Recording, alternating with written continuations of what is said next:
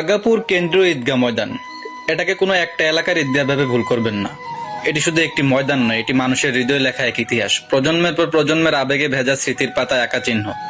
ভাবুন তো, এক আকাশের নিচে একই কাতারে দাঁড়িয়ে আছে আশেপাশের 20টিরও বেশি গ্রামের মানুষ। কারো মুখে হাসি, কারো চোখে অশ্রু, কেউ মনে মনে বাবা মায়ের জন্য দোয়া করছে, আবার কেউ ভবিষ্যতের স্বপ্ন আঁকছে। সবাই একসাথে, এক সুরে, এক দোয়া, এক নামাজ। এই তো মুসলিম জাতির আসল শক্তি, আসল ঐক্য।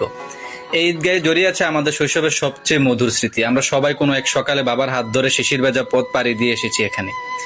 চারপাশে মানুষের ঢল, হাতে নতুন জামার খুশি, কিন্তু আমাদের কাছে তখন সবচেয়ে আনন্দের ছিল বাবার হাতের উষ্ণতা আর এই বিশাল ঈদগাহের দৃশ্য। আজও মনে হয় সেই পথ চলাই যেন জীবনের সবচেয়ে পবিত্র যাত্রা। আজ্ঞাপুর কেন্দ্রীয় ঈদগাহ শুধু নামাজের জায়গা নয়, এ যেন এক মিলন ক্ষেত্র, যেখানে প্রতিটি ঈদে বাক্সিমূল ইউনিয়নের প্রাণ এক সুতোয় গাঁথা হয়। এখানে মিলেমিশে যায় মানুষের ভালোবাসা, ভুলে যায় বিভেদ, মনে থাকে শুধু আনন্দ আর ঐক্যের বার্তা। তাই আপনাদের সবার কাছে অনুরোধ, এই ঈদগাহকে ঘিরে আপনাদের যে স্মৃতিগুলো আছে, যে অনুভূতিগুলো হৃদয়ে জমে আছে, তা শেয়ার করে যান। কারণ স্মৃতি আমাদের বেঁধে রাখে, ঐক্যই আমাদের শক্তি। আর পাশে